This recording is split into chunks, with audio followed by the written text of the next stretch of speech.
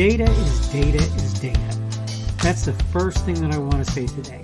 I'm not telling you that data never changes, because it does. What gets input changes what is created, and therefore what is output where data is concerned. So I'm not saying that data never changes. It does, but it's comparatively pretty rare. I want to talk, though, today on a subject, same data, different day, on the Daily Summation from Kurt's Religion and Politics. I'm your host, I'm Kurt, and today is Monday, the 28th of March of 2022. Welcome to everyone who's here on Rumble, on the podcast, on YouTube, on BitChute, on CloudHub, on my Facebook page. That's the Kurt's Religion and Politics page there, on kurtzreligionandpolitics.locals.com, on minds.com, minds.com, on the Kurt's Religion and Politics group, primarily there, on Parler, on Gab, on Twitter, wherever else you happen to be finding me. I'm still having problems with Gab. I don't know whether it's my service provider or what's going on there, but I'll continue to work on that and hopefully be able to start putting my Gab content out there again in the course of time. Again, the subject I wanted to talk about today is the subject of same data, different day, and I'm going to go ahead and go through my notes to give you an idea exactly what it is that I'm saying.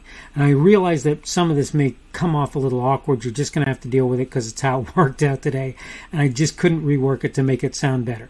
I have to admit, it's more than a little mystifying to me.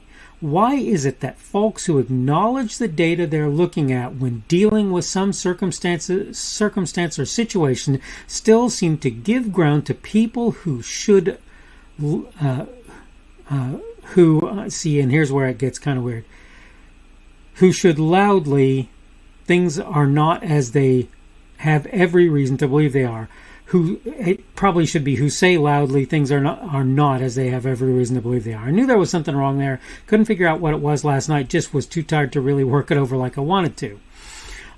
This has happened so many times. I'm more or less totally unable to keep track of all of the situations where people loudly tell people things are not as the data shows they are, and insist that they treat them like they are.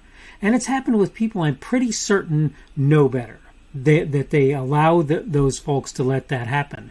Logical, intelligent folks. Yet I hear them talking about something initially, often unwilling to give their opinion, only to get a sufficient amount of data and make up their minds. Right? So a lot of times they seem like they don't want to give their opinion because they don't feel like they have the data. Then finally they make up their minds. That's fine, but over the course of time, I hear them slowly but steadily shifting in the direction of the dominant narrative, when it's obviously not true. That dominant narrative is obviously not true. Do they not understand that doing so is going to do a couple of undesirable things? To begin with, it's going to damage their reputation, making it so others will be totally unwilling to trust them. The second thing it does, it makes it appear that the stuff many others have been saying was right all along, when it wasn't. Excuse me. This gives those individuals additional credence in the eyes and minds of others. I know it can be hard to remember things, but you cannot just slip and slide. You can't. It's just not reasonable to be blown about by every prevailing wind. I hear folks saying things like this was the case where a police officer or other individual murdered another in cold blood, when they know full well there's ample evidence that's just not the case. And these are, like I say, what I would consider rational, sensible people who seem to have had it right initially. I get that nobody wants to see anybody die, unless they're a psychopath or sociopath or whatever. Yes, I do feel for the family and friends of even a scumbag of a human being. I still feel for their family and friends. But if we allow ourselves to be immersed in the popular story, instead of holding our own, unless the data you have later is actually different, we're doing nobody any favors. Not even beset or abused folks are done any favors by that. I'm begging you, if the data hasn't changed, don't allow the narrative to do so either. Look, you've got people out there who are sane, rational, sensible people as far as I'm able to tell. And those individuals, like I say, often start from this place where they go, gee, I don't know what happened here because I don't have all the data. Bongino is an excellent example of somebody who does that thing very well. I'm not saying he does the problem child, but I'm saying he does I'm not going to pronounce on this because I don't have enough data to answer that at this point in time. But then what happens is those people get the data, come to some conclusions, but then later on there comes to be this sort of prevailing narrative that wings its way out into the public eye, and everybody, often it's before the data is really available, in fact, and it's told and it's told and it's told and it's told, and people allow their narrative to be shifted as a result of that prevailing narrative continuing to be mouthed about over and over and over again. And I'm telling you, you can't do that.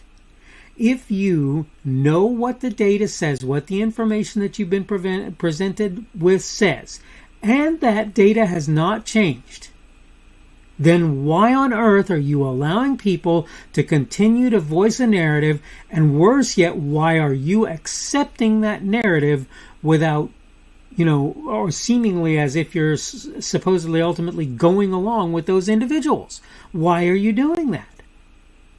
It's bad enough that they continue to mouth the narrative over and over and over when you know that it's not true. Oh, so-and-so was killed by police and there was no reason for that. He charged dude and continued to do so when the officer pulled his service weapon and was holding it level and was basically presented with a situation where he had no thing he could have done but shoot. Okay? He jumped on top of him and was beating him. He pulled out his weapon and he fired. These are the kinds of things. And people are saying, no, that was murder. That person was murdered. He was on top of the guy. He was running at the guy. Okay? And he had already hurt the officer in the Ferguson situation, Mr. Brown. He had already hurt the officer. Okay? There are some that are a little harder to figure out what happened and probably need more time, like what happened with the one fella who got the knee on the neck or the back. And I don't know how I feel about that to this day. I know what the courts decided, and I, like everyone should, ought to either abide by the courts or challenge what they're saying. But my point is simple.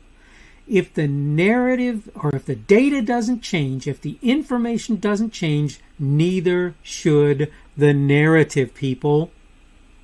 Stop allowing people to push you and cow you and do all of these things that make it so that you find yourself in a place where you're regurgitating the same narrative as a bunch of lost people who are trying to tell you this is what happened when it's very obvious that's not what happened. Michael Brown charged the officer and got shot. Trayvon Martin jumped on top of a security person and got shot. Put him to the ground and started beating his head into the ground, basically, and got shot. Okay? I'm sorry you don't like it. I'm sorry it doesn't match the narrative you want for people to have out there. That doesn't change whether or not the information that finally was presented is, matches what you say or doesn't. And in the case of Michael Brown was shot in cold blood, it doesn't. And in the case of Trayvon Martin was shot in cold blood, it doesn't. Now again, his name is escaping me, but the guy in, where was it? I forget even now. Philly, I don't remember. Anyway, was being held down by the officer. It seems to me like the officer didn't need to hold him down, even all other things aside. But should Derek Chauvin was the officer. Should Chauvin have done what he did? I don't know. I'm not smart enough to answer. I'll tell you this, the court's made a decision, and I'm not willing to challenge it. But what I'm trying to say to you is this. When the data presents one thing and you allow yourself to be pushed into saying another, you're not doing anyone any favors. Okay, I need to go ahead and wrap things up. This is the Daily Summation from Kurt's Religion and Politics. I'm your host. I'm Kurt. Today is Monday, the 28th of March of 2022. That's that beginning of the work week for a lot of folks. Tomorrow will be Tuesday, the 29th of March of 2022. Which we hope will be a good day, and it will start to warm up as we're hoping is going to happen very soon here. Thank you for everyone who's been here on Rumble, on the podcast, on YouTube, on BitChute, on CloudHub, on my Facebook page. That's the Kurt's Religion Politics page on Facebook, on kurtzreligionpolitics.locals.com, on minds.com, primarily on the Kurt's Religion and Politics group there, though you might find me elsewhere, on Parler, on Gab, if I can get it to work, on Twitter, and anywhere else you may be finding me today. Subject for today has been same data, different day. Tomorrow we're going to talk about stopping germs, and I really think that this is something that a lot of people have a great deal of confusion over. I want to go ahead and touch on it as I say tomorrow, and hopefully we'll see you when I do that. Hope you're doing well today. Hope everything is doing well for you. And again, I hope that I will see you again on Tuesday's edition of the Daily Summation from Kurt's Religion and Politics. The speaker on this edition of the Daily Summation is Kurt Schubert. This podcast was created on Monday, the 28th of March of 2022. The Daily Summation is created for Kurt's Religion and Politics. Thanks for watching today's edition of the Daily Summation from Kurt's Religion and Politics. Don't forget to come back tomorrow to check out the next one. Remember, on various platforms, primarily Rumble, YouTube, BitChute, and CloudHub, and the audio podcast, you can subscribe to my content. For the audio podcast, you probably want to use Apple, Google, or Spotify. Apple Podcasts, Google Podcasts, or Spotify. In order to find me on those platforms, you can go to the Kurt's Religion and Politics channels on Rumble, YouTube, BitChute, and CloudHub. You can also get to my content on Facebook by finding the Kurt's Religion and Politics page there, minds.com, where you will find me at the Kurt's Religion and Politics group, and Kurt's Religion and Politics.locals.com as well. You can look there. I post my daily video on various social media sites, really only about 3, Parler, Gab, and Twitter at present. I am at KP Schubert on each of them, and you can find me under them, and you can find the videos under me. You should be able to find my podcasts on Google and Apple Podcasts and Spotify. It's also on podcasts.kpschubert.com. That's podcasts with an S. .kpschubert.com. If you're looking for me on various of the podcast sites, you probably want to search Kurt's Religion and Politics, not the Daily Summation. Keep in mind you can subscribe to my content on various places that I put it. All constructive feedback is welcome. You can like, dislike, add a rumble, or give whatever feedback is available on any of the platforms that you can do such things. You can also add a comment on what I put there. Unless you're advertising or doing something that I believe will harm others, I'll leave your comments out there even if I don't agree with or understand them. I will try to let you know I've seen them when possible and may reply if I feel it's reasonable, appropriate, and possible, of course. Thanks again for viewing this edition of the Daily Summation from Kurt's Religion and Politics. Don't forget to come back again for tomorrow's as well.